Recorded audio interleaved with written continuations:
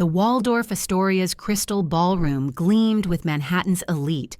300 executives in custom suits, champagne flutes catching chandelier light. At the center stood Preston Vance, golden boy extraordinaire, minutes from signing an $890 million acquisition of Vance Media. His wife, Sloane, stood beside him in vintage Chanel, silent, elegant, unnoticed. Preston raised his glass of 2015 Chateau Margaux. Then, with theatrical precision, he tilted it over Sloane's shoulder. Deep red Cabernet splashed across ivory silk. "Honey," Preston announced loud enough for the Aegis Capital Board to hear, "you're making a scene. Head to the car. The big boys are talking money now." The room erupted in uncomfortable laughter. Sloane didn't flinch. Her eyes remained on the contract, on the signature line where Aegis Capital's representative would sign. For 10 years, she'd played the supportive wife while quietly building Aegis into a $5.2 billion empire. No photos, no press, just buried trusts Preston never knew existed. 14 months ago, she'd found his burner phone. The mistress. His plan to dump the dead weight once the check cleared. Tonight, Preston would sign his soul over to a company he didn't know his wife owned. And Sloane's Iron Maiden clause was about to snap shut. Where are you watching from? Drop a comment below. The algorithm was born on a Tuesday night in 2005 in a Stanford dorm room that smelled like burnt coffee and ambition. Sloane Montgomery was 23 years old, broke and brilliant. A full scholarship kid from Detroit who'd taught herself to code by age 14. Richard Caldwell was her assigned project partner, a legacy admission whose father owned half of Silicon Valley. "Look," Richard had said, spinning his MacBook toward her, "I've got the connections, you've got the brain. We build this trading platform together. We both win." The algorithm Sloane designed could predict market volatility patterns 12 hours before they happened. It was elegant, revolutionary, and entirely hers. Richard knew it. She knew it.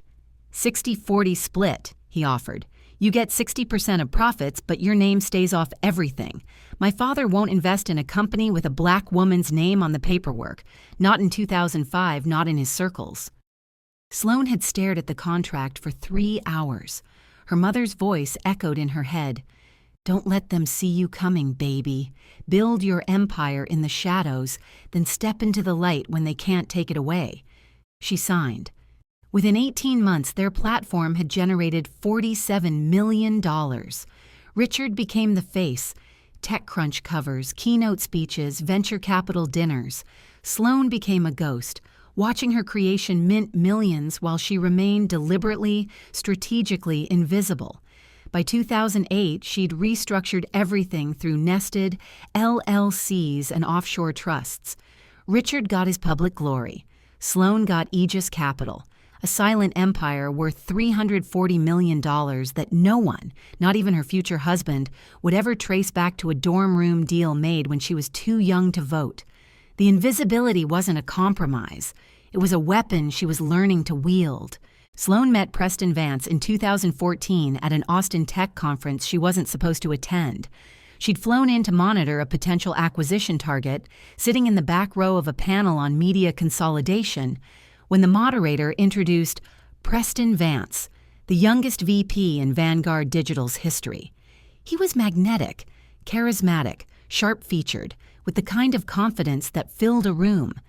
When he spoke about disrupting traditional media models, people leaned forward, including Sloane. They had coffee that afternoon, dinner that evening. Within 3 months, Preston had relocated to New York to chase bigger opportunities, though Sloane suspected she was part of that calculus. "What do you do?" he'd asked on their 4th date. "Strategic consulting," she'd answered smoothly. "Mostly remote work for private clients, flexible schedule."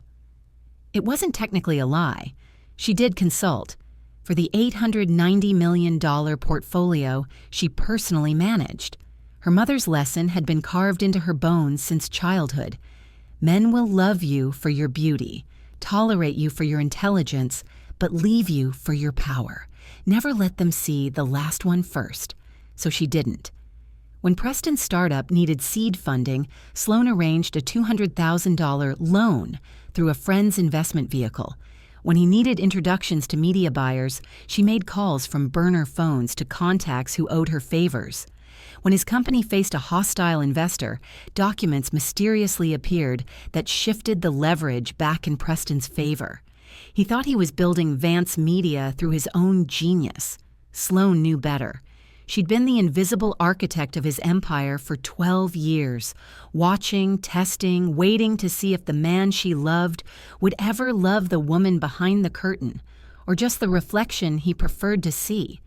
The answer came in the form of wine-stained Chanel and a room full of executives who laughed on cue.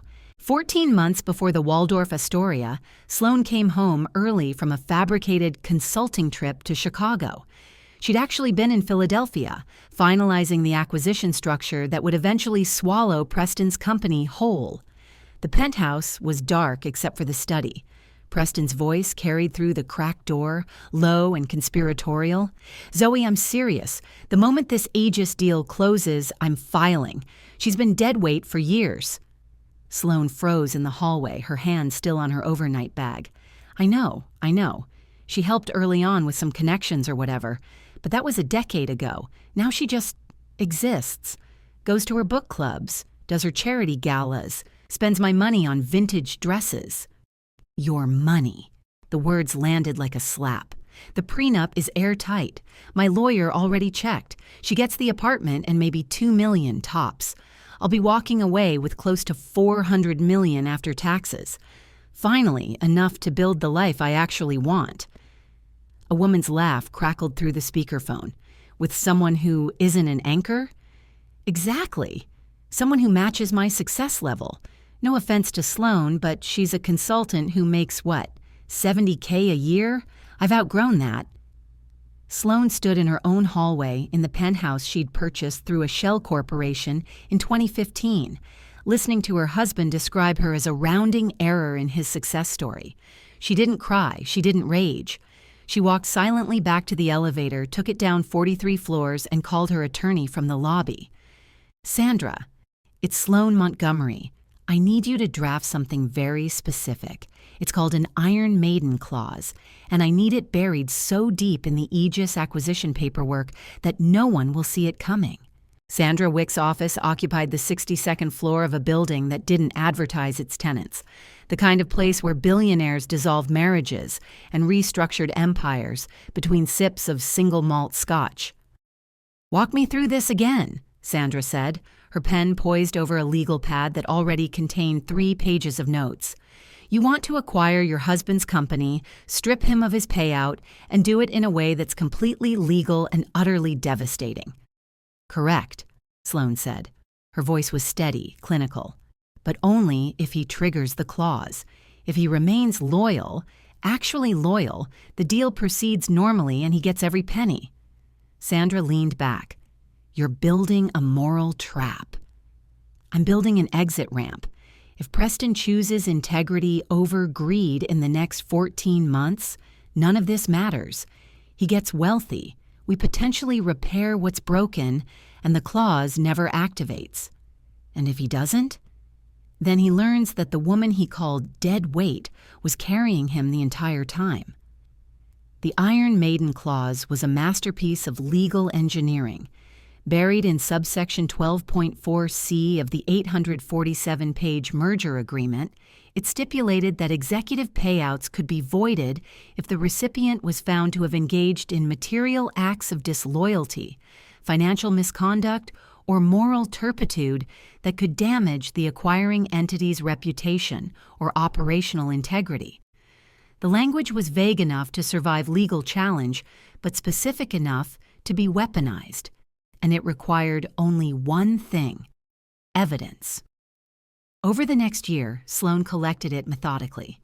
The burner phone records showing Preston's affair with Zoe Jack, a junior VP at Vance Media. The emails discussing post-divorce asset protection strategies. The text messages mocking Sloan to colleagues as his charity case wife. She didn't hire a private investigator. She didn't need to. Preston had been sloppy because he'd never imagined his wife was dangerous. By the time the Waldorf Astoria Gala arrived, Sloan had 17 pieces of documented evidence, all time-stamped, all admissible, all devastating. The trap was set. Preston just needed to walk into it. 3 days after the wine incident, Preston Vance walked into the Aegis Capital executive boardroom feeling like a king. The $890 million deal had closed. His attorneys had confirmed the wire transfer. Vance Media was officially part of the Aegis portfolio, and he was about to meet the leadership team that would oversee the integration. Probably some old white guys from private equity, he'd told Zoe that morning. I'll charm them, secure my role as special advisor, maybe even position myself for the next acquisition. The boardroom doors were solid mahogany, 18 feet tall. He pushed them open, his confidence absolute. Then he stopped. At the head of the 20-person table sat Sloan, not in her usual understated elegance. She wore a slate-gray Armani power suit that probably cost more than his first car. Her hair was pulled back in a severe bun. Her hands were folded calmly on the table. Behind her, a screen displayed the Aegis Capital logo and a single line of text, Chairwoman, S.L. Montgomery. Preston, she said quietly, her voice carrying the weight of absolute authority. Please, have a seat. He couldn't move. His brain refused to process the image. Around the table sat the Aegis board, people whose names he'd researched obsessively, whose approval he'd been desperate to earn. They were all looking at Sloan.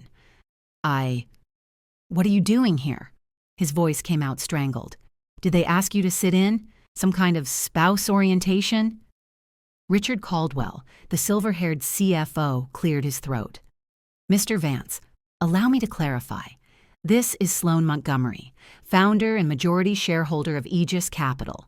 She holds 78% of equity and has sole decision-making authority over all acquisitions. The room tilted. This is the post-acquisition integration meeting, Sloan continued, her tone professional, almost bored, where we discuss your role going forward, or whether you have one at all. Preston's knees buckled. He gripped the back of a chair. His wife, his consultant wife, owned the company that just bought him. The private office on the 45th floor had been cleared for their meeting. Just Sloan, Preston, and the truth that would detonate between them. Preston paced like a caged animal. His confidence from 3 nights ago completely evaporated. This is insane. You're telling me you've been secretly wealthy this entire time?